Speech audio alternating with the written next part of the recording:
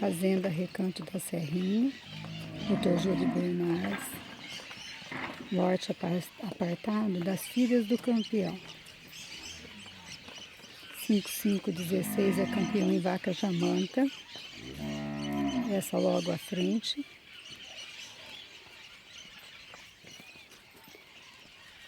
Cinco quatro nove nove, campeão com búlgari. Essa de fora é campeão numa vaca maná, fechada. Campeão com nobre.